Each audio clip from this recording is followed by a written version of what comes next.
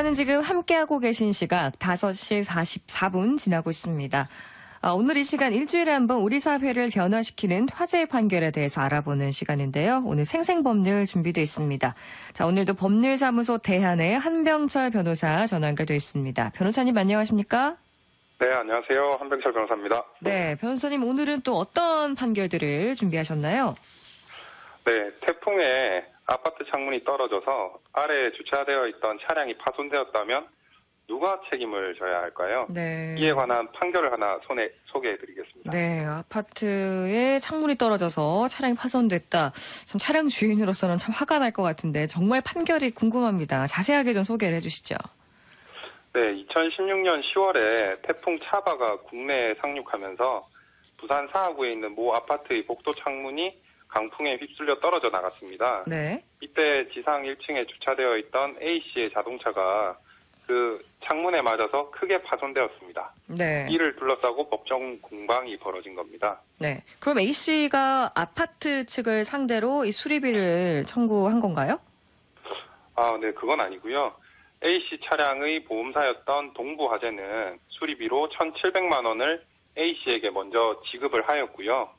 그 후 동부화재는 아파트 측에 창문을 제대로 관리하지 않아 사고가 났다며 차량 수리 비용을 청구를 했지만 입주자 대표회의에서 이에 응하지 않자 차량 수리비 1,700만 원을 달라며 구상금 소송을 제기한 것입니다. 네, 동부화재가 아파트 측에 청구를 한 상황이군요. 근데 구상금 소송이라고 했는데 이건 어떤 소송의 일종인가요? 네, 구상금 소송이라는 것은 다른 사람을 위해서 그 사람의 빚을 갚은 사람이 원래 빚이 있던 채무자에게 상환을 요구하는 것을 구상이라고 하는데요. 쉽게 말해서 동부화재는 입주자 대표회의가 A씨에게 물어줘야 할 차량 수리비 1,700만 원을 자신이 대신 물어준 셈이니 입주자 대표회의는 그 1,700만 원을 이제 자신에게 지급해야 한다고 소를 제기한 것입니다. 네. 자, 그러면 구체적으로 소송은 어떻게 진행이 됐습니까? 네. 민법 제758조 제1항은 공작물의 설치 또는 보존의 하자를 이유로 타인에게 손해를 가한 때에는 공작물 점유자가 손해를 배상할 책임이 있다고 규정하고 있습니다. 네. 동부화재는 위 민법 758조 제1항을 근거로 아파트 입주자 대표회의가 A씨 차량 수리비를 부담할 책임이 있고 따라서 입주자 대표회의는 동부화재에게 1,700만 원을 지급하여야 한다고 주장하였습니다. 네. 그 민법 내용 중에 공작물의 설치 또는 보존상의 하자라고 했는데 이 변호사님 이게 구체적으로 무슨 뜻인가요? 네, 민법 제758조 제1항에서 말하는 공작물의 설치 또는 보존상의 하자라는 것은 공작물이 그 용도에 따라 통상 갖추어야 할 안전성을 갖추지 못한 상태에 있음을 말합니다. 네. 이와 같은 하자가 있는지는 당해 공작물을 설치 또는 보존한 자가 그 공작물의 위험성에 비례하여 사회 통념상 일반적으로 요구되는 정도의 방호 조치 의무를 다하였는지 여부를 기준으로 판단하게 됩니다. 네. 자, 그러면 이 아파트 입주자 대표회의에서는 이 주장에 대해서 뭐라고 대답을 했습니까? 네, 아파트 입주자 대표회의는 당연히 조금 황당했겠죠. 네. 이 사건 사고가 아파트 창문에 하자가 있어서 발생한 것이 아니라 태풍 차바라는 불가항력적 자연재해로 인해서 발생한 것이기 때문에 아파트 입주자 대표회의에게는 책임이 없다고 주장하였습니다. 네. 자, 책임이 없다라는 입장인데 그렇다면 법원의 판단은 어땠습니까? 법원의 판단은 아파트 입주자 대표회의랑은 조금 달랐는데요. 네. 법원은 아파트 창문이 강풍에 의하여 떨어진 점에 비추어 볼 때 통상 갖추어야 할 안전성을 결여하여 하자가 인정된다고 하였습니다. 네. 또 이렇게 하자가 인정되는 이상 그것이 천재지변의 불가항력에 의한 것으로서 하자가 없었다고 해도 불가피한 것이었다는 점이 입증되지 아니한 이상 그 손해는 공작물의 하자에 의해 발생한 것으로 해석해야 한다고 하였습니다. 네. 그러니까 창문이 떨어진 이유는 태풍이 어느 정도 영향을 준 건 맞지만 그래도 이 원래 이 창문 자체에도 좀 부실했기 때문에 이게 떨어질 수밖에 없었다라고 본 거네요. 네, 맞습니다. 그리고 재판부는 우리나라는 매년 집중호우와 태풍이 동반되는 장마철을 겪고 있고 강력한 태풍도 자주 경험하여 왔기 때문에 이 사건 사고 당시 태풍은 통상 예상할 수 없는 정도의 이변에 속하는 천재지변으로 보기도 어렵다고 덧붙였습니다. 네, 그러니까 태풍이 올 것이다라는 예보가 미리 있었음에도 불구하고 이제 대처하지 못한 책임도 인정을 한 건데, 그럼 아파트 측에서 이 동부화재에게 1,700만 원을 지급하라라고 판결이 났습니까? 그건 아닙니다. 네. 법원은 불법 행위로 인한 손해배상 사건에서 피해자에게 손해의 발생이나 확대에 관하여 과실이 있는 경우에는 배상 책임의 범위를 정할 때 당연히 참작하여야 할 것이고, 피해자가 입은 손해가 자연력과 가해자의 과실행위가 경합되어 발생된 경우에는 가해자의 배상 범위는 손해의 공평한 부담이라는 견지에서 손해 발생에 대하여 자연력이 기여하였다고 인정되는 부분을 공제한 나머지 부분으로 제한하여야 함이 상당하다고 하였습니다. 네. 그러면서 이 사건의 경우에는 아파트 측이 태풍 차바로 인하여 복도 창 등의 낙하물에 의한 위험성을 2차례 방송하였음에도 A씨가 제때 차량을 이동시키는 등 적절한 조치를 취하지 않은 점에서 A씨에게도 과실이 있고, 또 이 사건 손해의 발생과 확대에는 태풍이라는 자연력이 기여한 면도 있는 점 등을 감안할 때 아파트 측의 손해배상 책임을 50%로 제한하여 850만 원을 지급하라고 판결하였습니다. 네, 그러니까 전체가 100%가 아니라 50% 정도 지급을 내린 판결이군요. 네, 다음으로 전해주실 내용은 어떤 내용의 판결입니까? 네, 좀 황당한 사건인데요. 네. 자기를 무고한 무고죄에 관한 판결을 하나 소개해드리겠습니다. 네, 무고죄 하면 최근에 많이 나온 단어인데 이게 허위로 고소하는 그런 죄라고 알고 있는데, 스스로를 허위로 고소했다라고 하니까 이게 가능한가 싶은데요. 자세하게 어떤 내용인가요? 네, 좀 이상한 사건인데요. 네. 들어보시면 잘 아실 겁니다.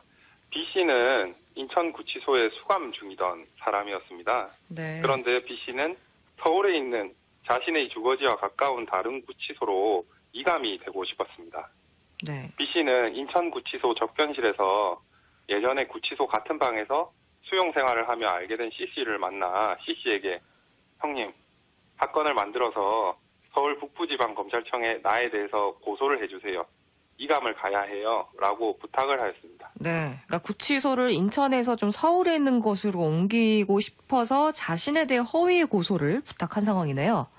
네, 맞습니다. 네. C씨는 B씨의 부탁대로 B씨를 사기죄로 처벌해달라는 내용의 고소장을 작성해서 서울 북부지방검찰청 민원실에 우편으로 접수하였습니다. 물론 고소장의 내용은 전혀 사실이 아니었습니다. 그렇군요. 그럼 B씨 그리고 부탁을 받은 C씨 각자 어떤 처벌을 받게 됐나요? 네, 먼저 C씨의 경우에는 무고죄가 성립하고 실제로 무고죄로 처벌받았습니다. 그렇군요. 자, 그렇다면 무고죄를 당하는 입장인 B씨의 부탁을 받아서 한 건데도 이게 무고죄가 성립을 하는 건가요? 네, 무고죄에 관해서 알아보면 형법 제156조는 타인으로 하여금 형사처분 또는 징계처분을 받게 할 목적으로 공무소 또는 공무원에 대하여 허위의 사실을 신고한 자는 10년 이하의 징역 또는 1,500만 원 이하의 벌금에 처한다고 규정하고 있습니다. 네. C씨의 경우에는 B씨로부터 부탁을 받기는 했지만 어쨌든 타인인 B씨가 형사처분을 받게 할 목적으로 허위의 사실을 신고한 것이기 때문에 무고죄가 성립하게 됩니다. 네. 다만 피무고자인 B씨의 승낙이 있었다는 사정, 아까 부탁을 했다고 했잖아요. 네. 양형에서 특별한 감경인자로 고려됩니다. 즉 형이 좀 약하게 나오게 되는데요. B씨는 그런 사정이 고려돼서 징역 5월에 집행유예 1년을 선고받았습니다. 네, 그렇군요. 부탁을 받긴 했지만 허위의 사실 신고한 경우에도 무고죄로 처벌을 받는다는 거 알게 됐습니다. 자, 그러면 무고죄를 부탁한 B씨도 처벌을 받았습니까? 네, 무고죄는 타인으로 하여금 형사처분을 받게 할 목적으로 허위 신고를 해야 성립을 하는데요. B씨 입장에서 B씨는 본인이지 타인이 아니기 때문에 B씨에게는 무고죄가 성립하지 않습니다. 네. 이 사건과는 다른 사건이지만 대법원도 자기 자신으로 하여금 형사처분 또는 징계처분을 받게 할 목적으로 허위의 사실을 신고하는 행위, 즉 자기 자신을 무고하는 행위는 무고죄의 구성요건에 해당하지 않아 무고죄가 성립하지 않는다고 판단하였습니다. 네. 그럼 타인이 아니기 때문에 B씨는 그럼 무고죄가 성립이 하지 않는다는 거면 B씨가 무죄를 받았나요? 아니요, 무죄는 아니고요. 네. 무고교사죄가 성립합니다. 무고교사죄. 어려운 단어인데 이게 어떤 죄라고 할 수 있습니까? 네, 교사 교사란 범죄의 의사가 없는 타인으로 하여금 범죄를 결의하여 실행하게 하는 행위를 말합니다. 형법 제31조 제1항은 타인을 교사하여 죄를 범하게 한 자는 죄를 실행한 자와 동일한 형으로 처벌한다고 규정하고 있습니다. 네. B씨의 경우에는 무고죄를 저지를 의사가 없었던 C씨로 하여금 무고죄를 결의하여 실행하게 하였기 때문에 무고교사죄가 성립하게 되는 것입니다. 네, 무고죄는 안 되는데 무고교사죄는 해당이 된다는 말씀이시네요. 네, 이게 대법원의 입장인데요. 사실 이에 대해서는 타인을 교사하여 자기를 무고하도록 하는 것은 자기 무고와 다를 바 없으므로 자기 무고죄를 처벌하지 않으면서 무고교사죄로 처벌하는 것은 부당하다는 비판적인 의견도 있습니다. 그렇군요. 그럼 결국 B씨 어떤 처벌을 받았습니까? 네, B씨는 무고교사죄로 징역 6월에 집행유예 1년을 선고받았습니다. 그렇군요. 그러니까 자기 스스로에 대해서 허위 신고라면 무죄이지만 다른 사람을 시켜서 그런 일을 하게 됐다면 무고교사죄가 된다는 오늘 흥미로운 내용의 판결 잘 들었습니다. 자, 오늘 생생법률 오늘 한병철 변호사 함께 했는데요. 변호사님 오늘 말씀 잘 들었습니다. 네, 감사합니다. 네.